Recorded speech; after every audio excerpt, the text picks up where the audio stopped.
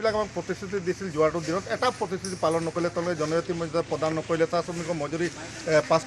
নকৰিলে বৃদ্ধি নকৰিলে তেওঁলোকে অথচ কৈছিল ৩৭০ টকা মজুৰি আমি বৃদ্ধি কৰিম কিন্তু এতিয়া বৰ্তমানে আমাৰ শ্ৰমিকসকলে ২৫০ টকাহে পাই আহিছে আজিৰ দিনত তেওঁলোকে কৈছিল আদিবাসী শৰণাৰ্থীসকলক সংস্থাপন প্ৰদান কৰিম আদিবাসী চাহ শ্ৰমিকসকলক ম্যাদী পট্টা প্ৰদান কৰিম আদিবাসী বাগানত থকা সকলক তেওঁলোকৰ যিটো কোৱাৰ্টাৰ আছে তেওঁলোকক মেৰামতি কৰিম চিকিৎসালয়সমূহ উন্নত মানৰ কৰিম এটা প্ৰতিশ্ৰুতি আজিলৈকে তেওঁলোকে পূৰণ নকৰিলে সেইকাৰণে সদৌ অসম আদিবাসী ছাত্ৰ সন্থাই আমি বৰ্জন কাৰ্যসূচী ঘোষণা কৰিছোঁ আমি ভাবিছিলোঁ বিজেপি চৰকাৰে কি জানে আমাক আন্তৰিকতাৰে লৈছে আমাৰ যিটো শুদ্ধগত জাতিগত প্ৰমাণপত্ৰ উৰামুৰা চাওতাল কল হিচাপে যোনটো আমি বিচাৰিছোঁ সেইটোৱে আজিলৈকে সৰু এটা ডিমাণ্ড আমাৰ পূৰা কৰিব পৰা নাই তেওঁলোকে আমাক সেই ব্ৰিটিছৰ দিনৰ এটা চাহ জনগোষ্ঠী প্ৰাক্তন চাহ জনগোষ্ঠী লেবাৰ হিচাপে তেওঁলোকে এই নামটো জীয়াই ৰাখিব বিচাৰিছে অকল ৰাজনৈতিক কাৰণত এই চাহ জনগোষ্ঠীৰ নামটো জীয়াই ৰাখিলে তেওঁলোকে ৰাজনৈতিক কৰিব পাৰিব ইয়াৰ ৰাজনীতি হিচাপে কৰিব পাৰিব আজি যদি আমাক উৰামুৰা চাওতাল কল বিল হিচাপে জাতিগত প্ৰমাণপত্ৰ দিলে আমি যে ৰাজনৈতিকভাৱে আগুৱাই যাওঁ সেইটো তেওঁলোকে গম পাইছে সেইকাৰণে আমাক এনেকুৱা